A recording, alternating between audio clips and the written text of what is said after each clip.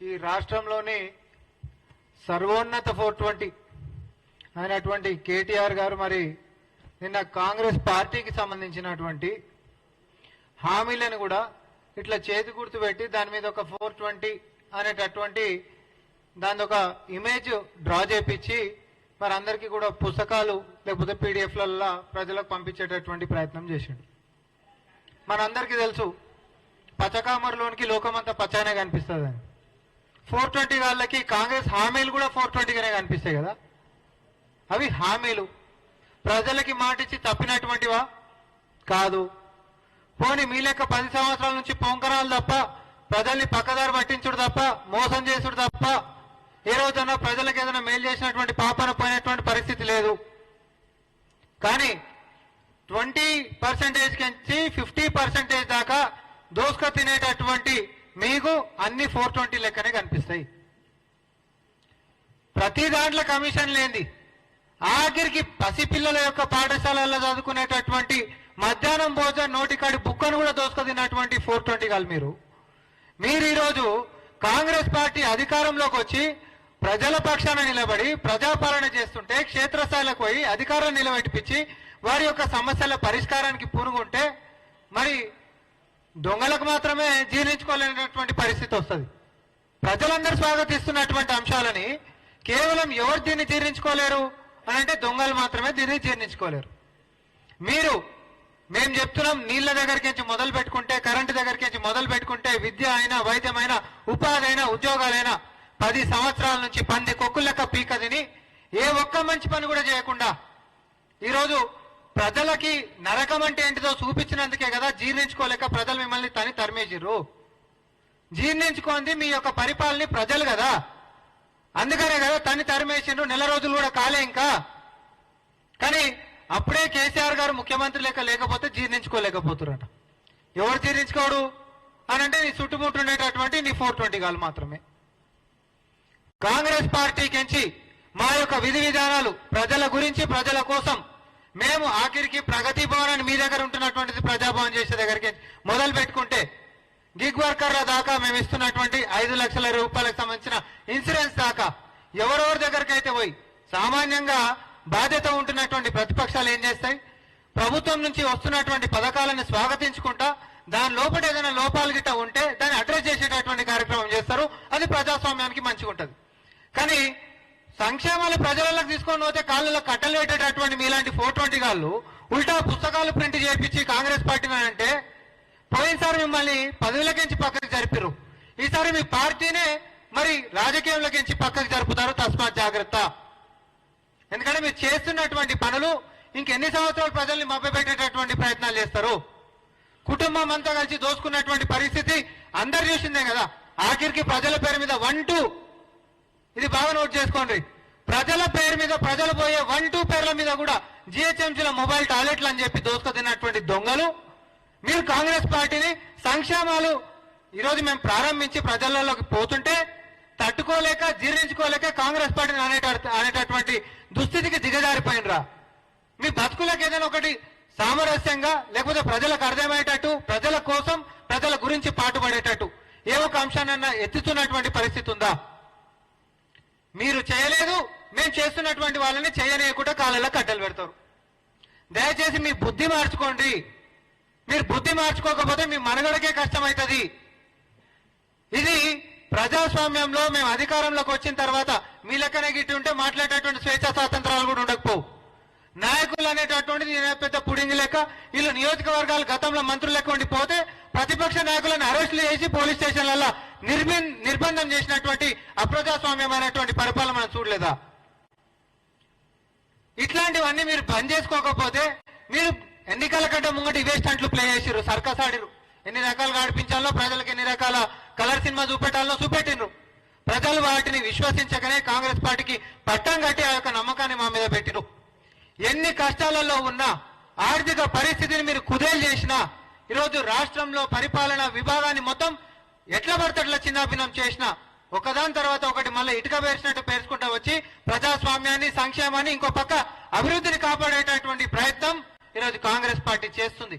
ప్రజలు మొత్తం దాన్ని స్వాగతిస్తున్నారు. కానీ కడుపునొచ్చి మాట్లాడేటువంటి మాటలు మీరు ఇట్లనే కంటిన్యూ చేస్తే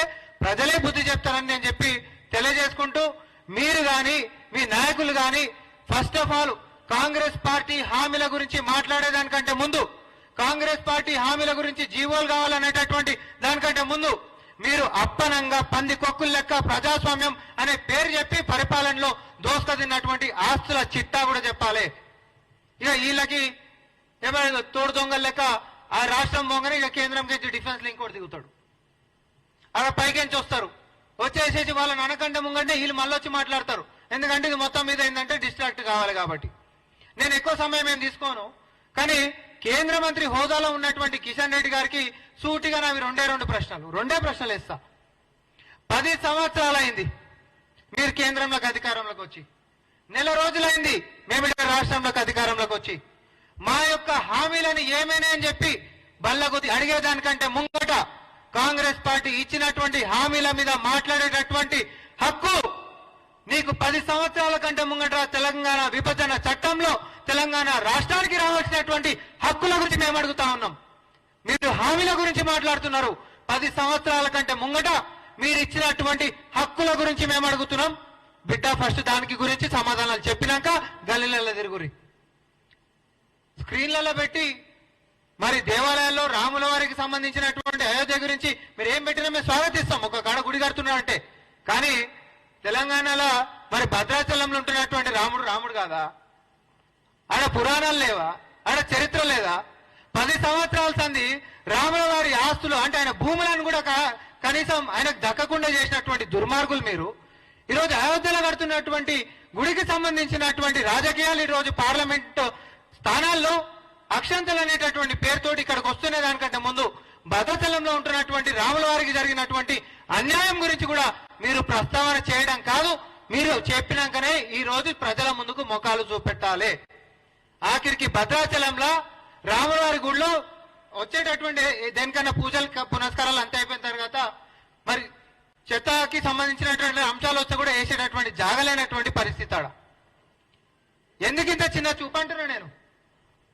దేనికోసం ఈ రాజకీయం? కేవలం రాముల వారిని ఆయన పేరు వాడుకుంటా మళ్ళా లోక్సభ ఎన్నికలలో ఓట్లెట్లా దండుకోవాలనేటటువంటి మీ యొక్క కుటిల బుద్ధిని తెలంగాణ సమాజం చూసింది. కానీ మీ యొక్క రాజకీయ ఎత్తుగడలు జిహెచ్ఎంసీలో చూసిండ్రు, దుబ్బాకలో చూసిండ్రు, హుజూరాబాద్ లో చూసిండ్రు. అన్ని రకాలు కూడా చూసిన తర్వాతనే మ్యాండేట్లో మీకు ఏడా జాగయ్యలేదు. లోక్సభలో మీరు ముఖాలు చూపించేదానికంటే ముందు 10 సంవత్సరాల కంటే ముంగట విభజన చట్టంలో ఇచ్చినటువంటి హక్కుల గురించి చేసిన తర్వాత రావాలి. అయితే మరి మా యొక్క ముఖ్యమంత్రి గారిని కిషన్ రెడ్డి గారు ప్రశ్నించేదానికంటే ముంగట రెండో ప్రశ్నకు నేను వస్తున్నా. కాళేశ్వరంకి సంబంధించినటువంటి అవినీతి మీద మరి సిబిఐ విచారణ చేయాలంటే నమ్మకం లేదు మాకు. ఎందుకంటే ఉన్నన్ని రోజులు కాపాడిన వాళ్ళు స్వయాన ప్రధానమంత్రి వస్తాడు, ఆధారాలు మా కాడ ఉన్నాయి, మేము చర్యలు తీసుకుంటామంటాడు. స్వయాన హోంమంత్రి వస్తాడు, ఆధారాలు మా కాడ ఉన్నాయి, చర్యలు తీసుకుంటామంటాడు. మళ్ళా ప్రధానమంత్రి వస్తాడు, దేశానికి మొత్తం పైసలు ఇచ్చే పైసలు కల్వకుంట్ల కుటుంబానికి అవినీతి చేస్తేనే వచ్చినాయి, ఇవన్నీ పైసలు ఏరికేంచి వచ్చినాయి, ఎంత అవినీతి చేస్తే వచ్చినాయి అని చెప్పి నువ్వే మాట్లాడుతావు. కానీ ఏ రోజు చర్యలు తీసుకోవు. కానీ ఒకటే ప్రశ్న అడుగుతున్నా, కాళేశ్వరంలో పాత ఉంటున్నటువంటి టీఎంసీకే వైబిలిటీ లేదనేటటువంటిది కాంగ్రెస్ పార్టీ లిఖిత పూర్వకంగా మీ ముంగట పెడితే ఎక్స్ట్రా టీఎంసీకి పర్మిషన్లు ఓడిచ్చిండు, మీ అయ్యిచ్చిండా? ఎక్స్ట్రా టీఎంసీకి పర్మిషన్లు ఓడిచ్చిండు. అప్పటికే ముందుకే నీళ్లు వస్తలేవు, తెలంగాణకు అన్యాయమైంది, వనరులు మొత్తం మోసపోతున్నాము, తెలంగాణ జాతి రోడ్డు మీద పడబోతుంది, రానున్నటువంటి 20 సంవత్సరాలు అప్పులకు పోతామని చెప్పి కాంగ్రెస్ పార్టీ పదే చెప్పింది. అయినా కూడా ఎక్స్ట్రా టీఎంసీకి ఏ చెకింగ్ లేకుండా నువ్వు పర్మిషన్లు ఓడిచ్చిండు. మీరు జోగి రాసుకొని తెలంగాణకి బూడిద రాల్పించారు. అప్పరంగా ఉంటున్నటువంటి ఆస్తులను మొత్తం కొల్లగొట్టింది మీరు కదా. మీరు ఈ రోజు వచ్చి కాంగ్రెస్ పార్టీని విమర్శించే నైతిక హక్కు. కాంగ్రెస్ ప్రభుత్వం ఏమో ఇటుకే పేర్చి ప్రభుత్వ రంగ సంస్థల్ని కడితే దొంగల లెక్క అమ్ముకుంటా వ్యాపారం చేయాల్సినటువంటి అవసరం మనకేముంది, ప్రైవేట్ చేద్దామని చెప్పి అప్పనంగా అప్పచెప్పుకుంటా సుమారు 1,16,00,000 కోట్ల అప్పు 10 సంవత్సరాల్లో చేసి ఒక్క కొలువు వెళ్ళినటువంటి మీ బతుకులు, ఒక హక్కుని నెరవేర్చాలన్నటువంటి మీ యొక్క పరిపాలన తెలంగాణలోకి వచ్చి తెలంగాణలో సుపరిపాలన కోసం పాటుపడుతున్నటువంటి కాంగ్రెస్ పార్టీని విమర్శించేటటువంటి నైతిక హక్కు మీకు లేదు. ముందు బీఆర్ఎస్ పార్టీలో ఉండి అన్యాయము అవినీతి ఆధారాలు ఉన్నప్పటికీ కూడా చర్యలు తీసుకోలేదు. ఆధారాలు ఈ రోజు కూడా మీ కాడనే ఉన్నాయి. అధికారంలో కూడా కేంద్రంలో మీరెవరు? ఫస్ట్ వాళ్ళ మీద చర్యలు తీసుకున్న తర్వాత మీరు మిగతాది మాట్లాడరు, మేము కూడా జవాబులు చెప్తాం. కానీ కాంగ్రెస్ పార్టీ సంక్షేమాలని ప్రజల్లోకి తీసుకొని పోతున్నటువంటి దాన్ని అడ్డుకట్ట వేస్తే ప్రజలే తిరగబడతారు, ప్రజలే చూసుకుంటారు. ధర్మం పేరు మీద రాజకీయాన్ని ముడిపెట్టి ప్రజల్ని పక్కదారి పట్టించేటటువంటి ప్రయత్నాలని తెలంగాణ జాతి ఒప్పుకోదు.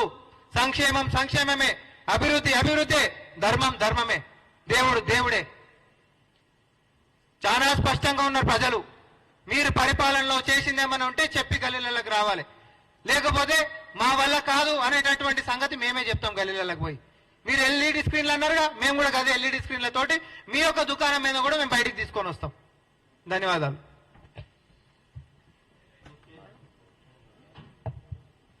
ధన్యవాదాలు.